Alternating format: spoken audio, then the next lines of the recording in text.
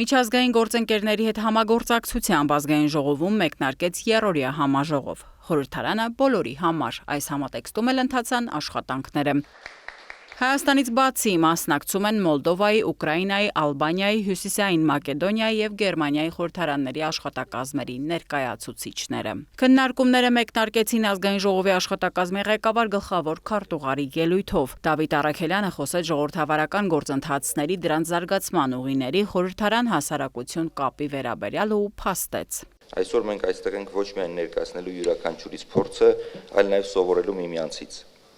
Ժողովրդավարությունը մշտական գործընթաց է եւ միշտ պահանջում է նոր մոտեցումներ եւ բաց երկխոսություն քաղաքացիների հետ։ 3 օր վաղ առավոտից ազգային ժողովում ընթացան քննարկումները, համատեղ ներկայացվեցին խորհրդարանները հանրությանն առավել հասանելի դարձնելու ուղիներն ու այդ համատեքստում կարևորվեց հանրային կարծիքի արտահայտումը։ Հույս ունենք, որ այսպիսի քննարկումները կլինեն շարունակական, կայուն հարթակ, որտեղ տարբեր երկրների խորհրդարանները պարբերաբար կփոխանակվեն փորձով եւ գաղափարներով։ Երրորդյա համաժողովը կայացավ ազգային ժողովի գործընկեր կազմակերպությունների հետ համագործակցությամբ։ Խորհրդարան բոլորի համար տարածաշրջանային ֆորումը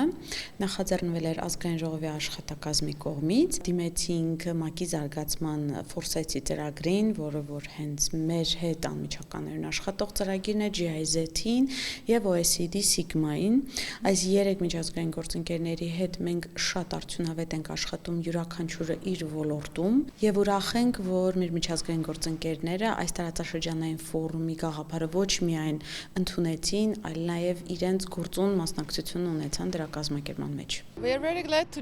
Շատ ուրախ եմ, որ տարածաշրջանային այս համաժողովի կազմակերպման գործում կարողացել ենք ունենալ մասնակցություն։ Հայաստանում ՄԱԿ-ի զարգացման ծրագիրը ընդգրկուն համագործակցություն ունի ազգային ժողովի հետ, մասնավորապես խորհրդարանում քաղաքացիների ներգրավվածության տեսանկյունից։ Ժողովրդավարական համակարգերի կայացման տեսանկյունից Հայաստանում ՄԱԿ-ի զարգացման ծրագրերի մշտական ներկայացուցիչ Նաթիա Նացվիաշվիլին կարևորում է տարբեր գործընթացներում հանրային մասնակցությունը։ Քննարկումներին զուգահեռ մեր երկրի ազգային ժողովի աշխատակազմի ներկայացուցիչները օտարերկրացի գործընկերներին խտացված հոլովակներով ներկայացրին խորհրդարանում իրականացվող ծրագրերը, որոնք նպաստում են երկրում ժողովրդավարության զարգացմանը։ Ազգային ժողովի աշխատակազմի ղեկավարի տեղակալ Հեղինե Խաչիկյանը փաստեց, որ այս ֆորումը հավաքական հանձնառությունն է ժողովրդավարական արժեքներին։ Այս համատեքստում Հեղինե Խաչիկյանը մանրամասնեց այն ծրագրերը, որոնք դարձել են կամուրջ ազգային ժողովի եւ հանրության միջև։ Դրանցից կարող եմ առանձնացնել բաց դասերն ու ճանաչողական այցերը, քաղաքացիների ընդունելությունը նամակների հետ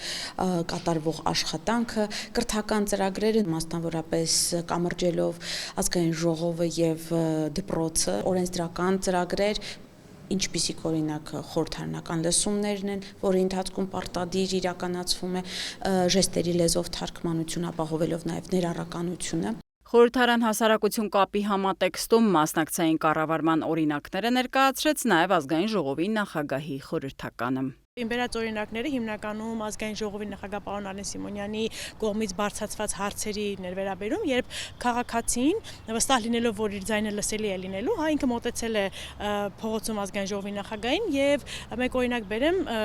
մեքենաներից լսվող բարձր ազդանշանները կամ բարձր երաժշտությունը, թե ինչպես են խաթարում հանգիստը բնակիչների, այդ թվում նաեւ տուրիստական մեծ հոսքի ժամանակ տուրիստներին եւ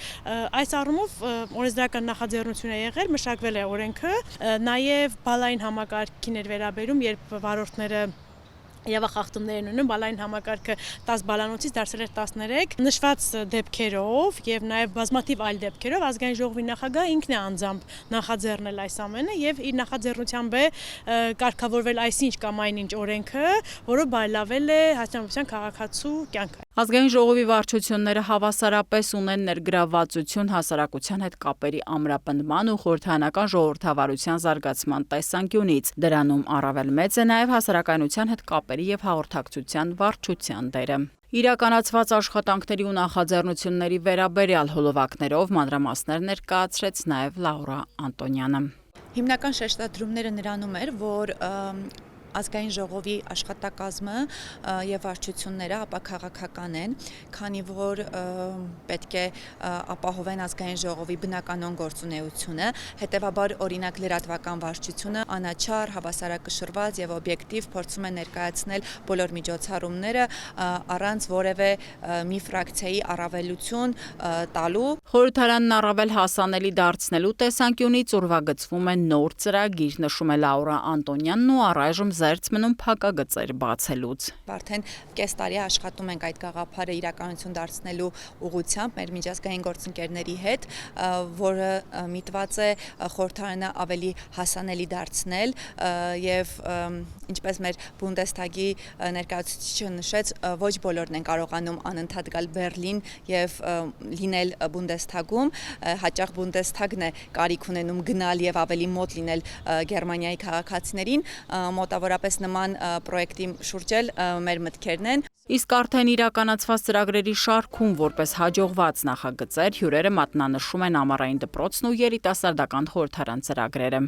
Ուրախությամբ պետք է փաստեմ, որ պիլոտային տարբերակով մեկնարկված ծրագրերն այսօր դարձել են հաջողված ու սիրելի երիտասարդների շրջանում։ Ողջունելի է, որ այս նախաձեռնությունները խորհրդարանը առավել ինստիտուցիոնալ հենքի վրա է դրել։ Հայաստանը որպես խորհրդարանական կառավարման երկիր ունի օրինակելի գործելավոճ հանրության հետ սերտ կապերի տեսանկյունից, նշում է Գերմանիան ներկայացնող պատվիրակը։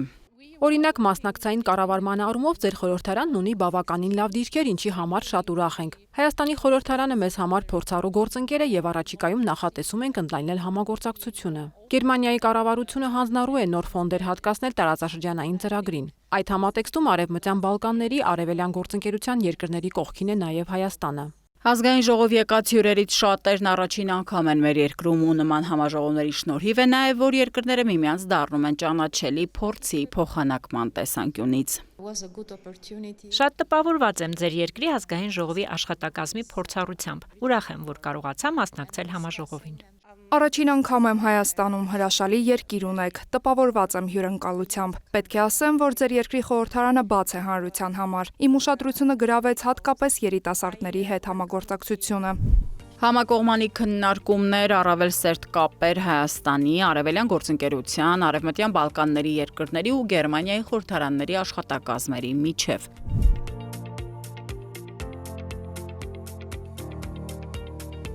Երրորդյա համաժողովն ավարտվեց նոր գաղափարների գեներացման ու փոխգործակցության խորացման պատրաստակամությամբ։